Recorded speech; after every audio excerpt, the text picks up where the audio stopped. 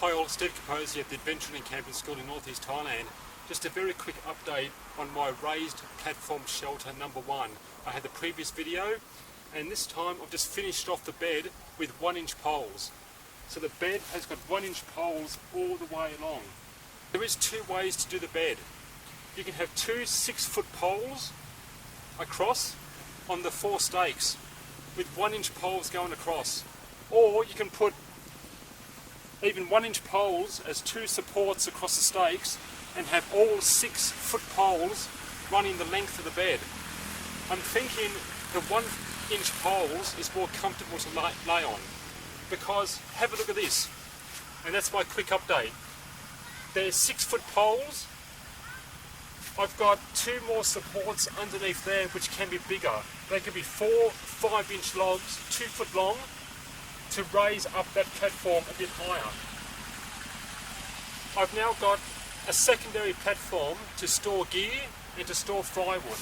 I can put a whole lot of firewood here. The firewood and gear is going to sleep with me under the shelter and stay dry. And it's a nice raised platform. Now check this out.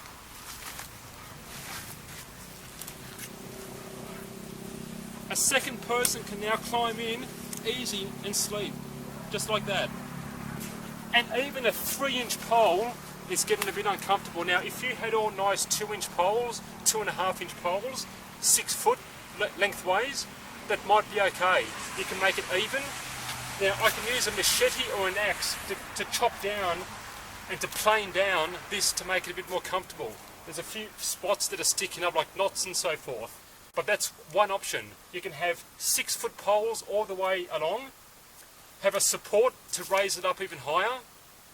You can do the same here, or use 1-inch poles going straight across. That's pretty comfortable. And I'll get back up here. You just want to get up carefully. You roll in. Be careful not to dislodge your ridge pole. Too easy. I can sleep here all night. I'll get off carefully. And this 2 to 3-inch 6-foot pole is big enough, as you can see, to sit on. Get off carefully. Put the poles back in place. You can lash down everything, but nothing's lashed down here. You don't have to if you don't want to. So that's the secondary update I just wanted to show you. And again, you can do the same as up here. You can have 2 6-foot poles going across, and then with a whole heap of 1-inch poles, you can put those across as your bed. I've now got a very compact 2-man shelter, or if you're 1 man, you've got a platform for gear and firewood. I've never heard people talk about the fact that when it rains, don't worry about floods, you'll have water just coming across your shelter area. You can build fancy lean-tos, spider shelters, you name it, but whenever it rains, you can have water coming in. So you're up high. A very compact 2-man system. I've never seen it personally. This is totally my idea. And just for demonstration purposes, I've transferred all those 1-inch poles from the top to the bottom, and there it is. You've got a nice secondary platform. I'd rather sleep there than on the ground. I'm just going to crawl in and see how comfortable this is compared to the 6-foot poles. And that's a lot more comfortable. Oh yeah. That's what I'm talking about. You can still play with the poles and make it more comfortable. So there it is. It's a secondary raised platform for storing gear, firewood, or a second person to lay down. You've got these gaps between the 2 uprights, the 2 stakes, which can be filled in by shorter poles. No worries at all. And the trick really is to make it as comfortable as possible.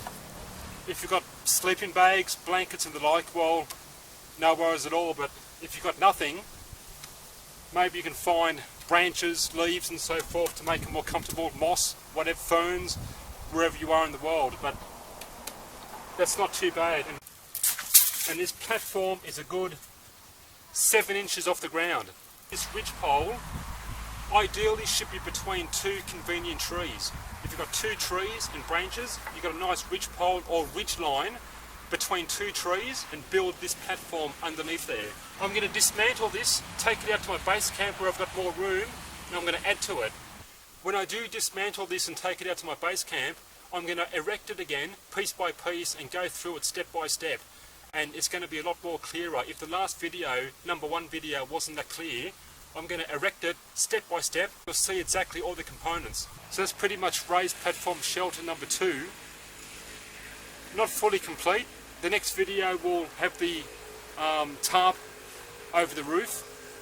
So raised platform shelter number 1 was the one-man version, and then raised platform shelter number 3 will be an all-natural roof with a lean-to and an awning out the front. So that's just a quick update here. I hope you found it interesting, and I'll see you next time.